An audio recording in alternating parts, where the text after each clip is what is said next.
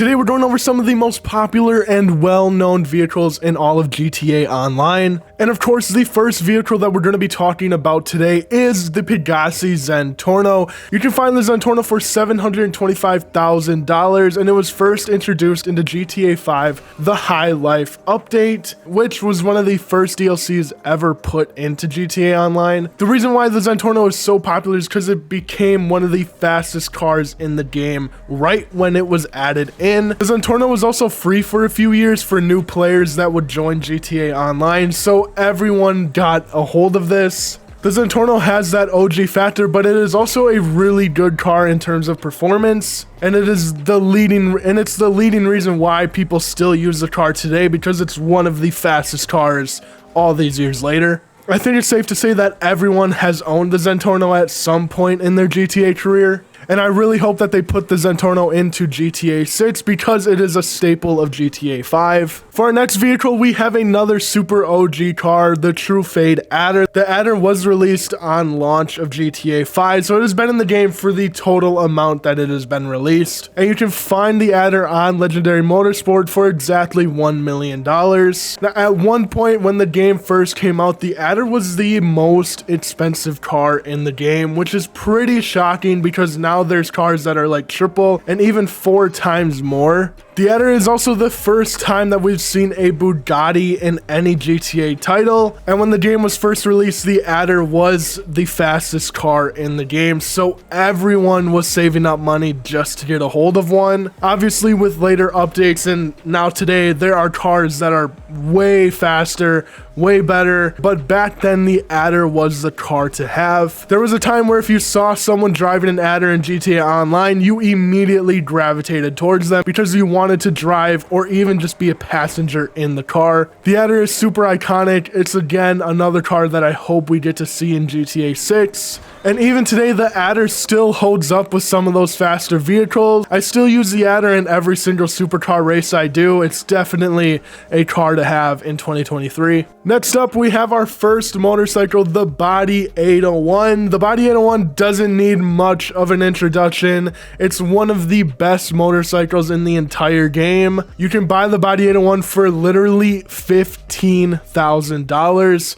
and for $15,000 you can have one of the best vehicles in the game in terms of performance. Not only is this motorcycle great for racing and hitting a very high top speed, but the Bati 801 is a favorite for the stunting community in GTA Online. For whatever reason, if you just do a simple wheelie over a little curb or bump in Los Santos, you go flying into the air to create some pretty awesome stunts. For a $15,000 motorcycle, I'm pretty sure it's safe to say that everyone has owned a Bati 801 at some point. I still use mine almost every single time I hop onto GTA Online, and in 2023 it holds up pretty well with the rest of the vehicles in the game. Next up, we have the Sandking XL, which was again another car released on the launch of GTA 5, and it is the first time that we've seen a lifted truck this big in any GTA title. Now, you can find the Sandking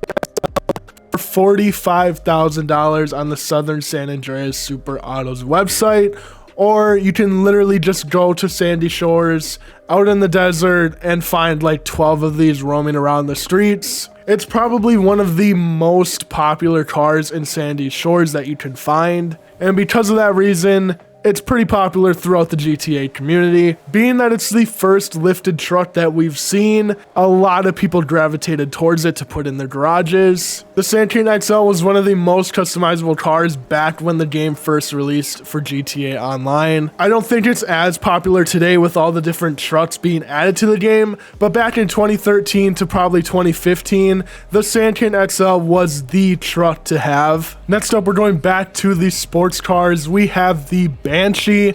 Now, the Banshee is pretty well known throughout the GTA universe. The Banshee was first released in GTA 3, and it has made an appearance in every GTA title since. You can buy the Banshee on the Legendary Motorsport website, and there's 2 different versions of the car. You can buy a convertible or a rooftop version. They're still going to bring you to $105,000 total price. Now, because the Banshee is super OG, I'm excited to see see it in GTA 6, you just assume that it's gonna be in that game, right? There was a lot of hype on the Banshee in GTA 4, especially because it was one of the best performing cars in the entire game in Liberty City. So when GTA 5 came out and people were aware that the Banshee made another appearance in the GTA universe, a lot of people started buying this. This was one of my very first cars in the entire game, and at $100,000 you could get that pretty easily at the start of the game. It couldn't be a popular cars list if you don't have the Banshee because it has been around for so long and everyone is very aware of this car. And with an earlier update this year, the Banshee is also available to customize with an HSW upgrade,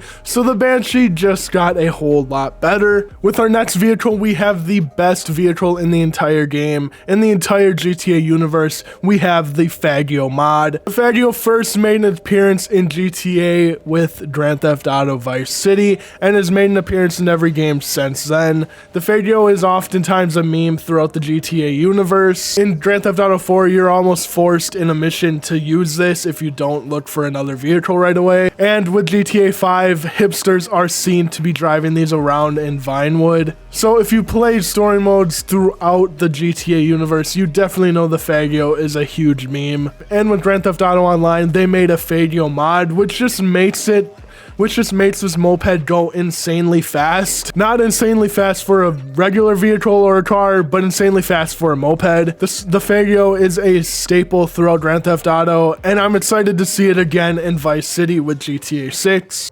Next up, we have the Insurgent, which is almost a vehicle that you need to have in this game. With all of the Oppressor MK2s and Deluxos roaming around Los Santos, you need an armored vehicle like the Insurgent to protect yourself. The Insurgent was first released into GTA Online with the Heist update, so it's pretty OG, and when it did release, it was one of the very few armored vehicles in the game, so a lot of people wanted to have this to protect themselves from other players. You can buy the Insurgent for $675,000 if you completed the Humane Labs raid heist, and since we were able to use this vehicle in the heist, people wanted it right away after completing it, and I'm pretty sure that most people use the money from the heist to buy this thing. And obviously in GTA Online lobbies, if you saw someone driving this thing, you stayed as far away as possible because it is a complete wrecking force not to be messed with. Now, since GTA Online has been coming out with so many different updates, there's a lot of different armored vehicles, so the Insurgent probably isn't your #1 choice of armored cars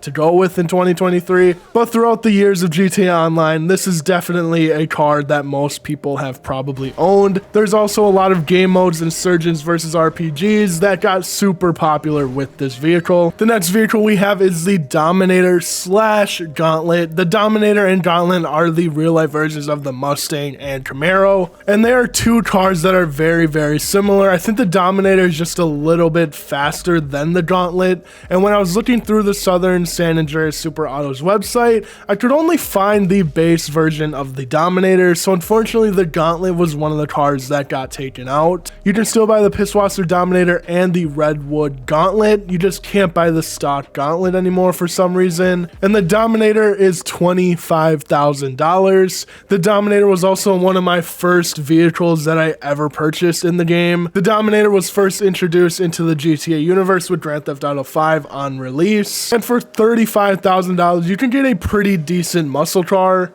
Obviously, muscle cars aren't as good as sports cars or supercars, but for a muscle car, this was a pretty decent option to have. And the Dominator and Gauntlet used to be able to find off the streets of Los Santos. You can still find Dominators. I don't think you can find Gauntlets on the streets, but these were one of the vehicles that you could just find on the street and put into your garage when you were first starting out.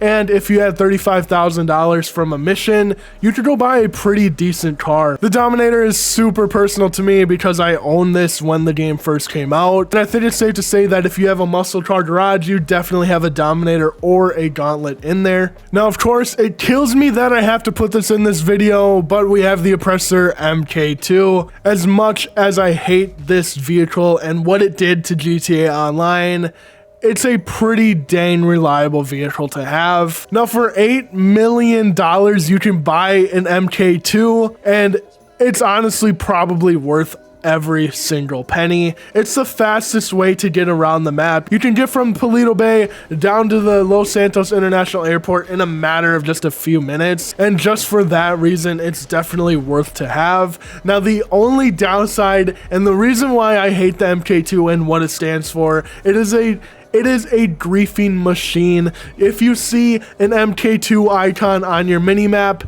you get the heck out of the way. It is a complete death trap. You cannot trust anyone with an MK2 in this game, but besides all the griefing, it is again one of the best vehicles to get from point A to point B in this game. And for some really annoying missions, it can be pretty easy to knock out some enemy NPCs in this. The MK2 was released in the After Hours update in 2018 and solidified the downfall of GTA Online. I use the MK2 almost every single time I log just because it's a great transportation vehicle, and I'm not gonna lie, if someone gets on my nerves, you know damn well I am gonna pull this thing out. But of course, the most popular vehicles in the game, you have to put the MK2. You could definitely make a case for the Deluxo, but I think I definitely see more MK2s in the city. But that's all that I have for today's video, you guys. Subscribe and like the video down below, and also let me know what your favorite car from this video was. I upload GTA videos every single week, so please hit that subscribe button, and I'll see you guys in the next one. Peace out.